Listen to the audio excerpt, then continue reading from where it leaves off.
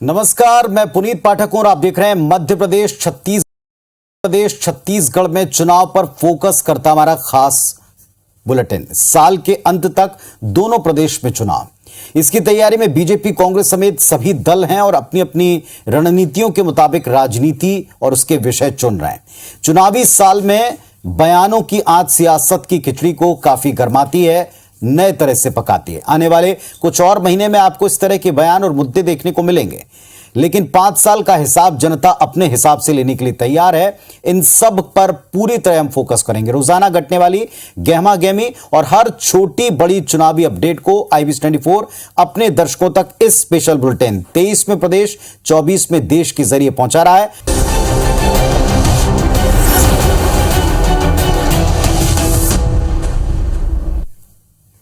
जैसे जैसे चुनावी सरगर्मी बढ़ रही है, वैसे वैसे मध्य प्रदेश छत्तीसगढ़ की सियासत में हर दिन कोई मुद्दा बड़ा बनता है, एक नई करवट लेता है। चुनाव में तकरीबन 250 दिन बचे हैं। दोनों प्रदेश की सुई एक बार फिर से वर्गों की पॉलिटिक्स पर है और इसमें OBC वर्ग की तरफ दोनों पक्ष बहुत ज्यादा फोकस कर रहे हैं। अब इसे आप जरूरत भी कह सकते हैं, सियासी मजबूरी का नाम भी दे सकते हैं, लेकिन OBC वर्ग को साधे बिना 2023 का चुनाव जीत पाना किसी भी दल के लिए मुश्किल है। आपको हम एक साथ 2 तस्वीरें दिखाने वाले हैं। देखें आप टीवी स्क्रीन के ऊपर ये 2 तस्वीरें। पहली तस्वीर मध्य प्रदेश की, दूसरी छत्तीसगढ़ की। दोनों में साल के अंत में चुनाव। दोनों में एक बात आप कॉमन देखेंगे, वो है OBC समुदाय। दरअसल ग्वालियर में OBC महासभा ने बीते दिनों बीजेपी के राष्ट्रीय अध्यक्ष JP नड्डा के खिलाफ लीगल नोटिस भेजकर 7 दिन में सफाई देने की मांग की। OBC महासभा का यह तर्क था कि राहुल को दिए गए नोटिस में कभी भी OBC समाज का जिक्र नहीं है। बीजेपी बेवजह इसमें OBC समाज को घसीट रही है, उन्हें मुद्दा बना रही। 24 मार्च को JP नड्डा ने एक ट्वीट किया था जिसमें उन्होंने कहा था कि राहुल गांधी का अहंकार बहुत बड़ा और समझ बहुत छोटी है। राजनीतिक लाभ के लिए उन्होंने पूरे OBC समाज का अपमान किया, उन्हें चोर कह दिया। दूसरी तस्वीर आप छत्तीसगढ़ की देख रहे हैं, जहां बीजेपी के OBC मोर्चा ने गांव चलो अभियान शुरू किया है। इसके तहत बीजेपी पिछड़ा वर्ग मोर्चा प्रदेश भर में OBC समाज को कांग्रेस के खिलाफ लामबंद करेगी। अभियान के तहत बीजेपी OBC मोर्चा प्रचार करेगा कि राहुल गांधी ने वाकई में OBC समाज का अपमान किया। यानी चुनाव से पहले राजनीति के क्षेत्र में एक बार फिर OBC वर्ग और इसकी राजनीति करवट ले रही। इस चुनावी साल में दोनों दल OBC वोटर्स को रिझाने में जुटे हैं। इस बीच OBC महासभा के समर्थन में और अब छत्तीसगढ़ के मुख्यमंत्री का जो आप ट्वीट देखेंगे, इससे स्पष्ट हो जाएगा कि दोनों वर्ग इसको लेकर कितने सजग हैं। देखें आप जरा, ये ट्वीट है छत्तीसगढ़ के CM का। पंडित JP नड्डा घोषित चोरों को OBC बता रहे हैं। नड्डा घोषित चोरों की छवि बचा रहे हैं। OBC के खिलाफ सुनियोजित षड्यंत्र है। JP नड्डा OBC वर्ग से माफी मांगे। यह मुख्यमंत्री भूपेश बघेल का ट्वीट है। जबकि यहां बीजेपी एक अभियान चला रही, तब उनका एक ट्वीट सामने आया। वैसे राजनीति में आरोप प्रत्यारोप नई बात नहीं, लेकिन क्या वाकई 23 के चुनाव में OBC वोटर्स किंग मेकर होगा? यदि ऐसा हुआ तो साथ किसका देगा? किसको ये वर्ग ज्यादा अपने करीब और किसको दोषी मानता है? इसी मुद्दे पर आज हम डिबेट करने वाले हैं। खुलकर अपनी बात रखने के लिए दोनों पक्षों के नेताओं को हमने आमंत्रित किया है।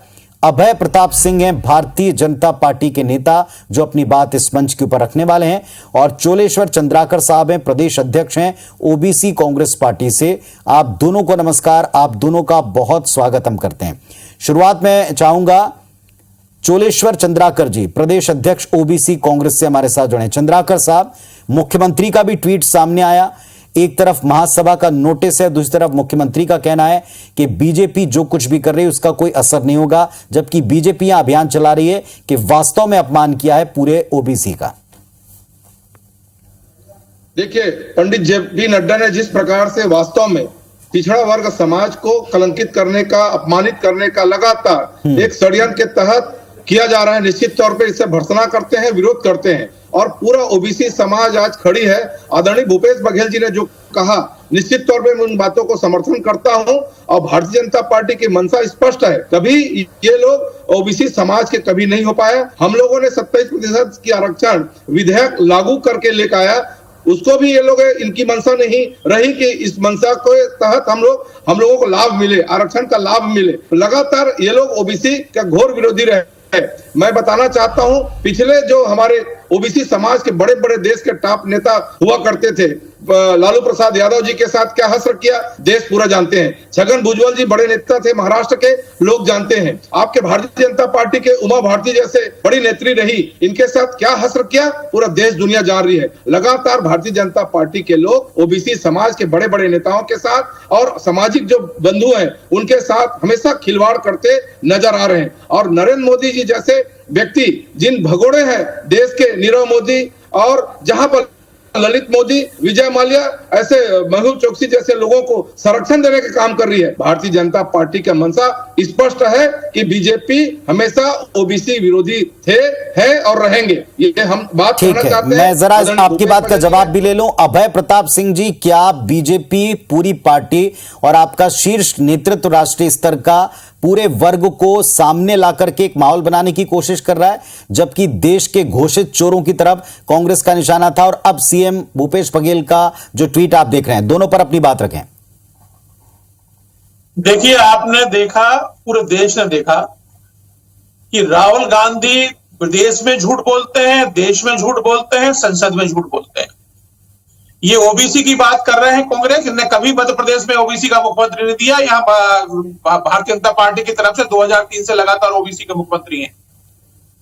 ये कांग्रेस जिस ओबीसी की बात कर रही है, इसने कभी प्रधानमंत्री ओबीसी वर्ग से नहीं दिया। आज देश में ओबीसी वर्ग से प्रधानमंत्री है और उस ओबीसी वर्ग के प्रधानमंत्री जो पूरे वैश्विक नेता है, जिसे पूरे विश्व में जिनका अप्रूवल रेट 75% से ऊपर है, उनको टारगेट करके ये बयान इन्होंने दिया।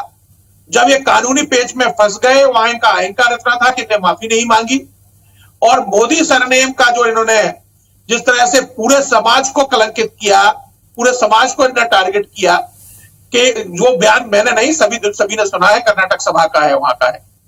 इसलिए ये ओबीसी के साथ हमेशा से छलावा करते आए हैं। फिर क्या वजह, अभय जी, फिर क्या वजह आप देखते हैं कि मध्य प्रदेश में ओबीसी महासभा नोटिस आपके राष्ट्रीय अध्यक्ष को भेजती है?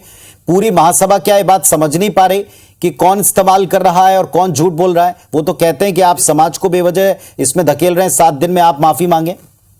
देखिए, मैं भी ग्रामीण क्षेत्र से आता हूं और जहां मैं ग्रामीण क्षेत्र से आता हूं, हम और आप भली भांति जानते हैं कि हमारा जो तेली समाज है, साहू समाज है, वो मोदी सरनेम का उपयोग करता है, उपनाम का उपयोग करता है और वो ये समाज ओबीसी में आता है मध्य प्रदेश में। ये वहां गांव में हम आमचाल की भाषा में इन्हें इसी नाम से पुकारते हैं। इसलिए सच्चाई से कोई जो हट नहीं सकता है। आज मोदी जी के कैबिनेट में 27 ओबीसी के मंत्री हैं। नहीं, मैं उस नोटिस की बात कर रहा संवैधानिक दर्जा दिया गया है। आदरणीय, मैं उस नोटिस की बात कर रहा हूं। उस नोटिस को बीजेपी कैसे लेती है? क्या आप ये मानेंगे कि पूरा समाज नहीं समझ पा रहा? देखिए, मैंने जैसा आपको फिर से दोहराया है कि यथार्थ है, ओबीसी महासभा से भी आप पूछ लीजिए, क्या मोदी सरनेम का जो हमारे साहू समाज है, ये तेली समाज है, मध्य प्रदेश में इस नाम का उपयोग नहीं करते हैं क्या? चलिए, अब क्या जवाब आप देते हैं ये तो आप भी इस मंच के ऊपर भी दे रहे हैं, लेकिन जो नोटिस है वो सार्वजनिक है। फिलहाल प्रदेश अध्यक्ष हैं यहां पर चोलेश्वर चंद्राकर जी, वो बार बार कह रहे हैं कांग्रेस ने अपमान किया है और अब हठधर्मितापन है। एक कैंपेन या प्रदेश में चलाएंगे चंद्राकर जी? देखिए, नीरव मोदी, ललित मोदी क्या ओबीसी समाज से आते हैं? पहली प्रश्न। और इन लोग लगातार ये ओबीसी समाज को कलंकित करने की बात लगातार करते आ रहे हैं। हमारी पिछड़ा वर्ग कांग्रेस कमेटी ब्लॉक स्तर से पोलिंग बूथ स्तर पे इनकी मंशा हमेशा ये कथनी और करनी बहुत अंतर रखते हैं। भारतीय जनता पार्टी के लोग, हमने 27% आरक्षण ओबीसी समाज के लिए लाए थे, उन विधेयक को पास नहीं कर पा रहे हैं। राज्यपाल उस पर लगातार वो कर रही है।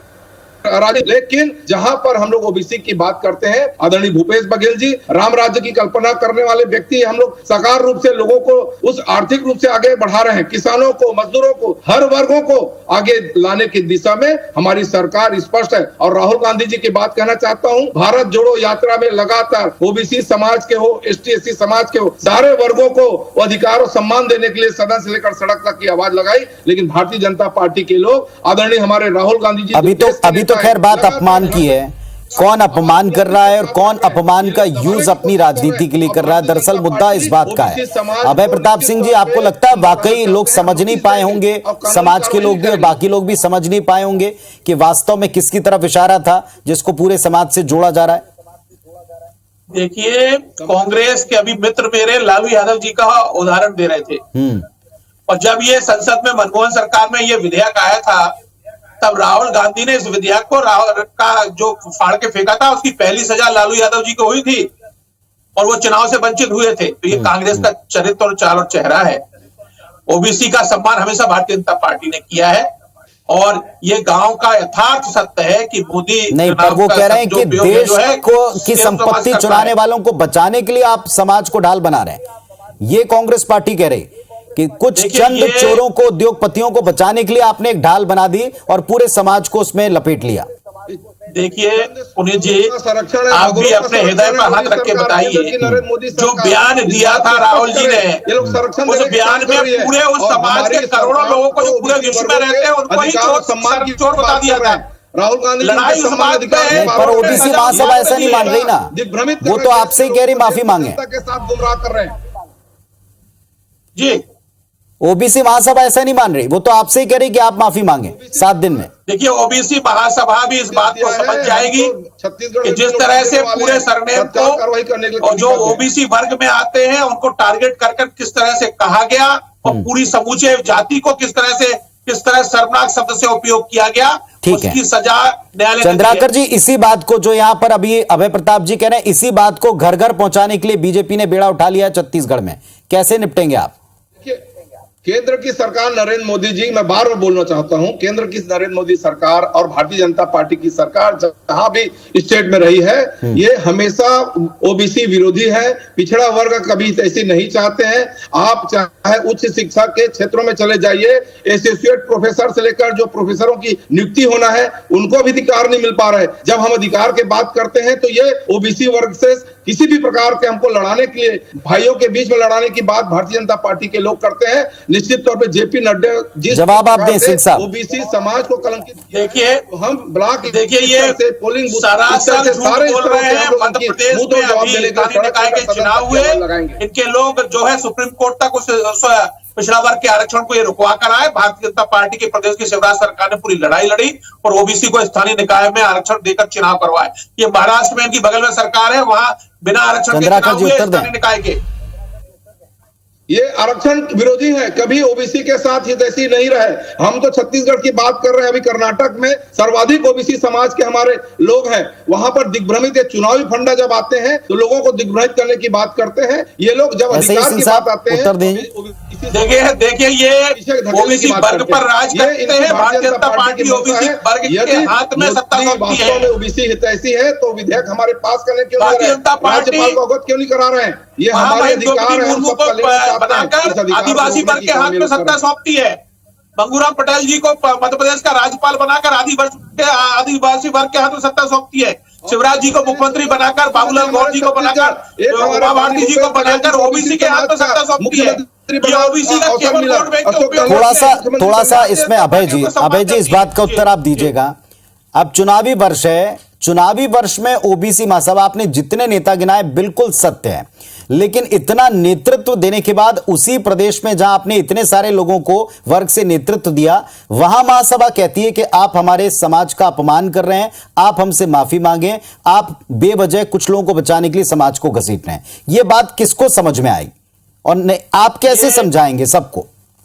देखिए, मैंने आपको वही समझाया है कि बताया है कि ये जो ओबीसी महासभा है वो भी यथार्थ इस जमीन को समझती है कि बुंदेलखंड हो, फिर उन्होंने कांग्रेस को क्यों नोटिस नहीं दिया, आपको क्यों दिया? समाज, साहू, तेली समाज इसका उपयोग करता है, राठौर सरनेम का उपयोग करते हैं तेली समाज, और राठौर जो है ठाकुर समाज भी करता है। तो क्या ये यहाँ के मध्य प्रदेश के यथार्थ को ओबीसी महासभा नहीं जानती क्या? कि हम गांव में किस किस सरनेम से साहू समाज, तेली समाज? मैं आपकी बातों मैं या कोई भी व्यक्ति आपकी बातों से बिल्कुल भी अलग नहीं जाना चाहता, लेकिन समाज ने नोटिस फिर बीजेपी को क्यों दिया, कांग्रेस को क्यों नहीं दिया? देखिए, ये कोई राजनीतिक विषय हो सकता है, लेकिन यथार्थ जमीन की सच्चाई यही है कि पूरे समाज को जो है चोर बताने का प्रयास किया था और उस समाज ने के खिलाफ जो है मामला लाई है, उसके कारण तो सजा हुई है। सिर्फ नरेंद्र मोदी जी की जो संरक्षण देने वाले आदरणीय नीरव मोदी, ललित मोदी, विजय माल्या, इन लोगों ने जब आप जैसे लोगों ने जो चोरों को, बगड़ों को, जो चोर है उनको संरक्षण देने का आप काम कर रहे हैं। मोदी एक टाइटल है, मोदी एक सरनेम है, लेकिन उन्होंने स्पष्ट शब्दों में कहा ललित मोदी चोर है, नीरव मोदी चोर है, विजय माल्या चोर है। इन भगड़ों का आप साथ दे रहे हैं, इसकी बात हुई थी। कौन साथ दे रहा है? घुमा के फिरा के कुछ भी आप कहीं भी बात करेंगे और जीरो भ्रष्टाचार पर मोदी सरकार जीरो टॉलरेंस है। घोर विरोधी आप लोग हैं और महासभा ने नोटिस दिया है। छत्तीसगढ़ में हमारे गांव स्तर से नोटिस जाने वाला है। आप सतर्क रहिए, जेपी नड्डा जी को बता दीजिए उनको नोटिस का जवाब देना होगा या माफी मांगना होगा। और ओबीसी समाज चुप बैठने वाले नहीं है। हम सड़क पर सदन तक की आवाज लगाएंगे और बुलंदी के साथ अपने अधिकार की बात करेंगे और आप जैसे लोगों को निश्चित तौर पर आईना दिखाने का काम हम लोग करेंगे। आप भारतीय जनता पार्टी घोर विरोधी है ओबीसी समाज का। प्रयास किया था। चलिए अब जरा घोर चुनावी सवाल पूछ लें, क्योंकि चुनावी डिबेट में आप दोनों बैठे हैं। अभय प्रताप सिंह जी, क्या ये नोटिस, क्या समाज का ये रवैया, क्या समाज का ये मानना कि ओबीसी को आप ढाल बना रहे कुछ लोगों को बचाने के लिए और आपको 7 दिन का वक्त देकर जवाब मांगना, आपको नुकसान देगा 2023 में?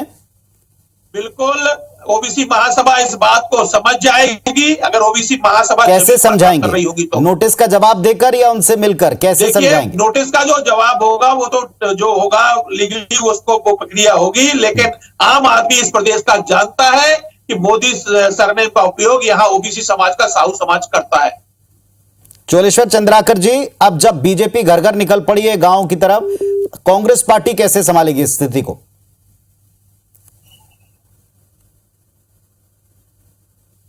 चंद्राकर जी विरोधी है और हम आपको स्पष्ट